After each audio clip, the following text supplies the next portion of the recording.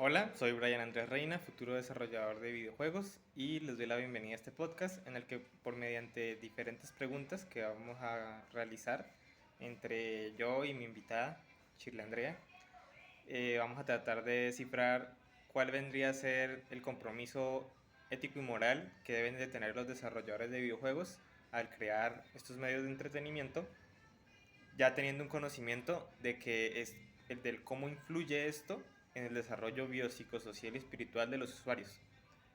Entonces mi primera pregunta es, ¿cómo crees que influencian los videojuegos en el desarrollo biopsicosocial de los usuarios? Alan, ¿cómo estás? Para todos, mi nombre es Shirley Andrea Jiménez. Estoy muy interesada en responder tus preguntas. A tu pregunta, ¿cómo influyen los videojuegos en el desarrollo psicosocial, espiritual de los usuarios?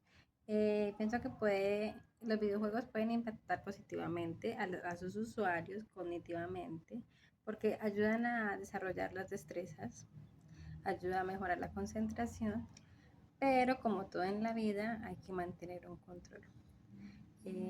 Negativamente puede promover conductas adictivas por el uso excesivo de videojuegos. Por esto hay que tener muy claro, tener el equilibrio entre el entretenimiento y el desarrollo integral de la persona. Con esto no quiero decirte que los videojuegos sean malos, inclusive pueden ser una herramienta muy efectiva para desestresar, pero como todo en la vida hay que mantener un equilibrio. Bien, muy buena tu respuesta.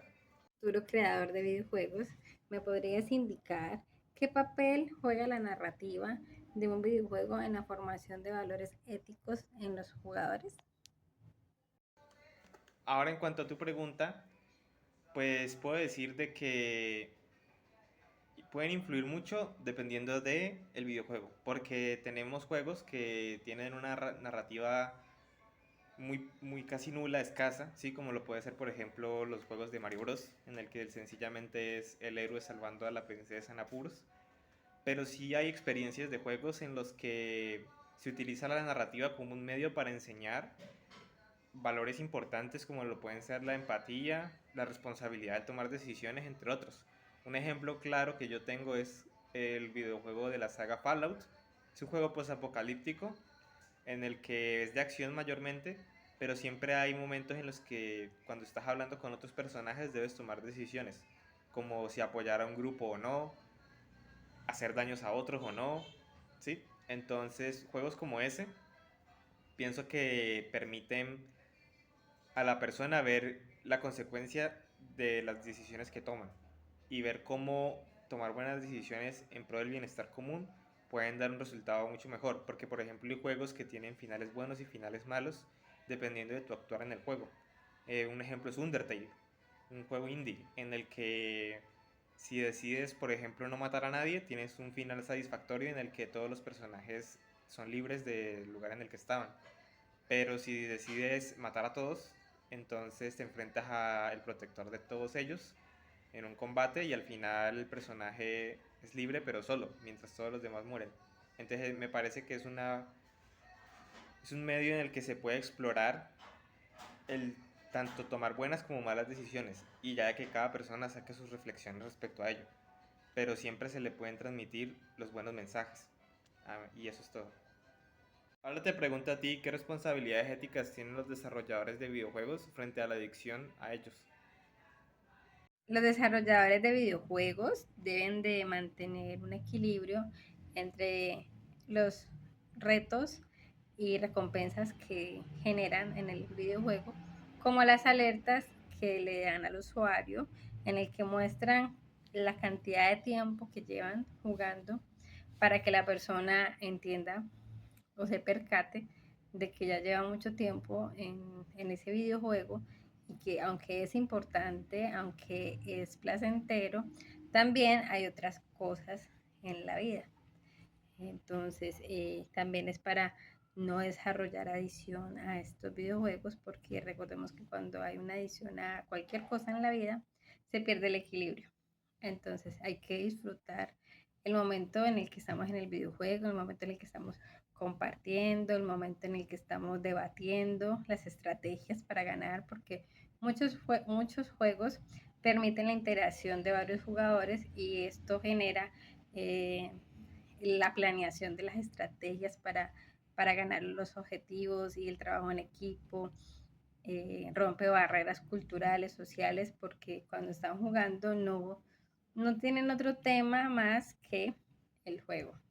Entonces es importante porque digamos de que se comparte un momento, se comparten alegrías y, y hay que tener mucho cuidado con el mensaje que se está compartiendo en el videojuego. Por esto los desarrolladores tienen que tener en cuenta todos estos aspectos, mantener un límite entre la adición y el disfrute.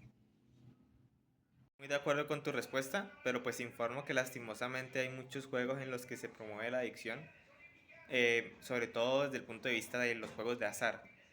Juegos como Counter-Strike o por ejemplo los gacha, que son de origen japonés, tienen mecánicas en las que se ofrece un cosmético, por ejemplo, así un personaje, algo para que sea más bonito tu personaje o tu arma, pero no te permiten comprarlo directamente, sino que compras una cajita que te da la posibilidad de obtener lo que quieres, entre otros objetos de peor calidad. Y entonces se promueve mucho como esa adicción a estar comprando compulsivamente dichas cajas de loot. Entonces eso es perjudicial, ¿cierto? Aunque lo bueno es que también he visto juegos en los que se dan como advertencia de que, ya has pasado mucho tiempo jugando, tómate un descanso. Lo he visto en los juegos de la Nintendo 3DS, por ejemplo. Bueno, ahora te pregunto, ¿cómo pueden los desarrolladores de videojuegos asegurar de que su contenido sea apropiado y posea inclusión a nivel cultural y social? Los desarrolladores de videojuegos asegurar que su trabajo, su videojuego sea inclusivo, respetuoso, con diversidad cultural y social. Pienso de que los videojuegos son un espacio de conexión con otras personas, inclusive con conexión de la persona misma, porque debe de generar estrategias para ganar, para mantenerse, porque también es de disciplina.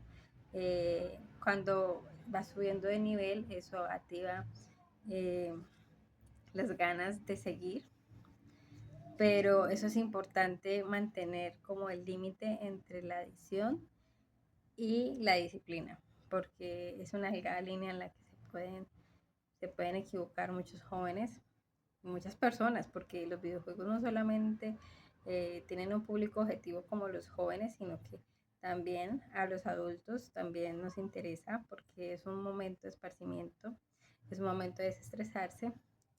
Y lo bonito es que hoy en día los videojuegos se pueden desarrollar en línea.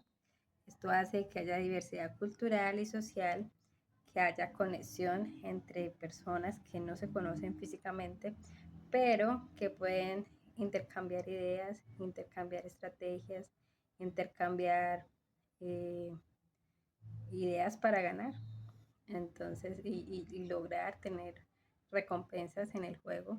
Entonces, esto hace que haya una inclusión entre los jugadores. Y para agregar a lo que acabas de decir, también sería muy bueno incluir en el proceso del desarrollo a personas especializadas en temas de cultura y sociedad para que aconsejen bien el cómo poder, por ejemplo, incluir diferentes culturas sin usar estereotipos o llegar a ser ofensivo, sino dar una muestra auténtica de lo que pueden ofrecer las diferentes culturas alrededor del mundo. Yo veo que algo curioso que hacen, por ejemplo, los japoneses respecto a ese tema es que ellos hacen su contenido con una carga cultural bastante fuerte y al ser como algo diferente del resto del mundo, porque la cultura es única en cada lugar, ha ganado mucha popularidad. Entonces pienso que países como Colombia también podrían hacer lo mismo. Crear productos no genéricos, ¿no? ¿Sí? Sino más bien crearlos con esa identidad propia de nosotros y lograr ser destacados por lo que somos.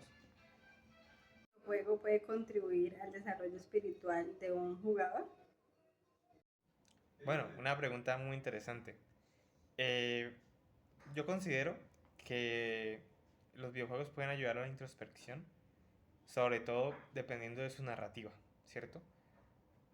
Por ejemplo, hay videojuegos que buscan enseñar lecciones de vida, como ver lo bello de los pequeños momentos. Un ejemplo puede ser The Last of Us, que habla sobre un apocalipsis en el que la sociedad es invadida por un virus de un hongo que convierte a las personas en algo similares a zombies, pero en él se ve mucho la unión que hay entre los dos protagonistas y se busca mostrar el cómo se puede disfrutar incluso en una situación tan difícil.